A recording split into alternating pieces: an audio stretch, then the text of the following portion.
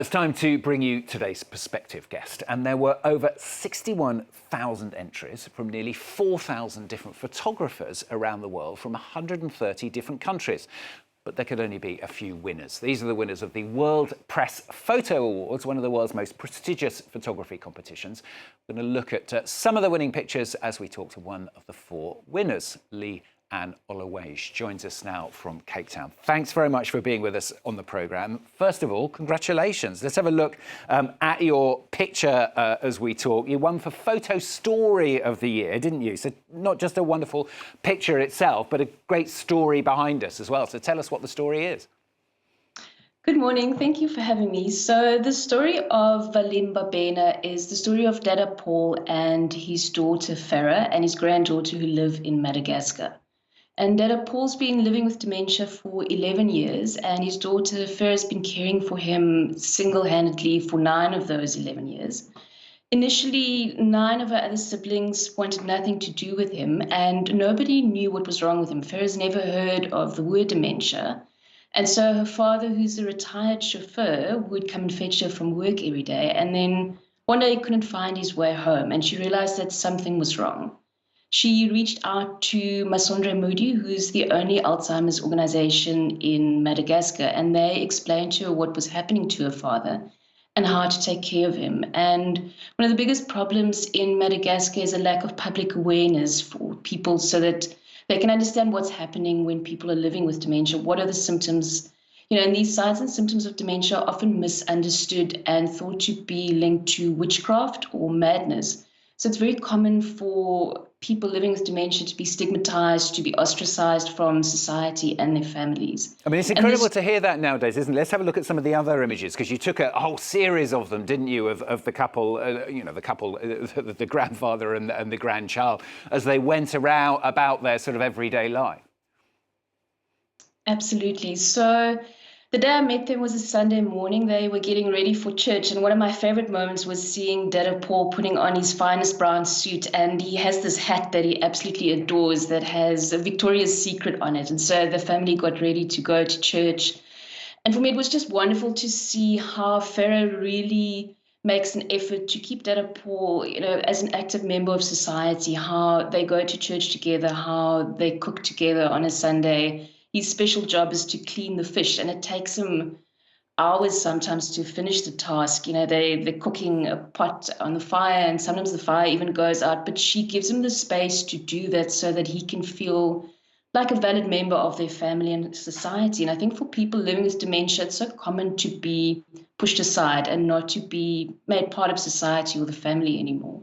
And did you realise when you were taking the pictures how special they were going to be, particularly the winner, of course? I mean, I loved meeting the family. It was just this incredible moment. I've been working on a project called The Big Forget for the last 3 years about dementia in Africa. And for me, this was kind of the moment where I felt like I finally found the family that really portrayed everything that I wanted to show. It's a very difficult story about cultural stigma, about the belief in the supernatural, in witchcraft. And I think telling that story can be incredibly difficult, and you need to be very sensitive as a storyteller. So I think it took me 3 years to really find the visual language, the right family that I felt touched on this very difficult social issue, but also highlighted a story of hope, of family, which is so universal. It's something we can all relate to. Let's have a look at the overall winner as well. This is by Mohammed Salam. It shows a woman embracing the body of her niece, killed along with her mother and sister when an Israeli missile struck their home in Khan Yunis. I mean, another very moving, very, telling picture, isn't it? Absolutely. I think Mohammed's picture it tells this universal story of love and loss in a way that is incredibly profound and beautiful and moving. And I think the way that he's done it is just so powerful by not showing the faces of the victims, but really moving us to action, to understand that this is happening, that this is the loss, that it's something that we can all really relate to, the love of a mother or aunt or a family member. And it's a brilliant photograph. I'm so excited for him, and I cannot wait to meet him in Amsterdam next week. Well, let's have a look at some of the other pictures while I ask you this question. I mean, there are all sorts of different pictures, some of them in Ukraine, some of them showing migrants fleeing in the US. I mean, how important do you think it is to recognise, really, photojournalism in this way?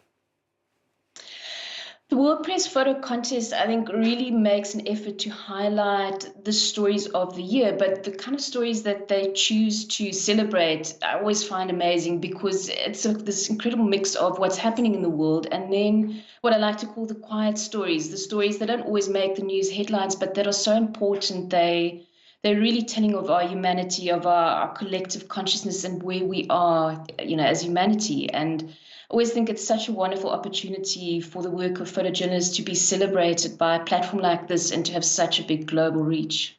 And particularly important with some of the conflicts going on around the world at the moment?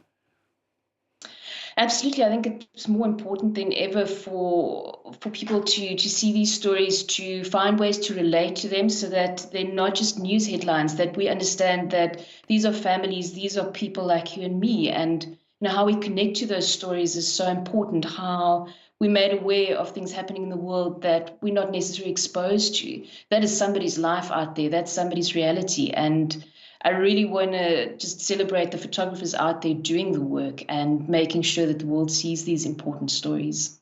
What drives people, do you think, to do the job that you and your colleagues, if that's the right word, do? Because, it can put you in an extremely dangerous position. I think it's more of a calling. It's not something you just choose to do. I think you're just on that path and there's no way to not do it. I think it's such a strong drive as a storyteller. I think storytelling is such a universal way for us to connect to each other. I think we're all storytellers at heart. We just find different ways of sharing those stories. And it really is it's something that's in our bones, I think. And we love it. We love storytelling and we love sharing that with the world. And what's next for you? Presumably you've got other images up your sleeve? So because this is a long-term project, I'll continue a few more chapters. I don't feel like I'm done with this story. So I'm planning to go to Benin next. And then I'm also doing another project on girls' education and how climate change is impacting that, and also working with female seaweed farmers in Zanzibar at the moment. Well, look, it's been lovely looking at your pictures. Thanks very much for talking to us about them and the other pictures as well. In fact, there's exhibitions of some of the photographs going on around the world in different cities at the moment. So if you do get a chance, look them up. The World Press Awards, there's one of those exhibitions in London at Bury Yards, but I'm sure you'll find it online to see if the city where you are has one of those exhibitions going on at the moment, because there's quite a few of them around the world. Thanks very much for joining us on the programme today.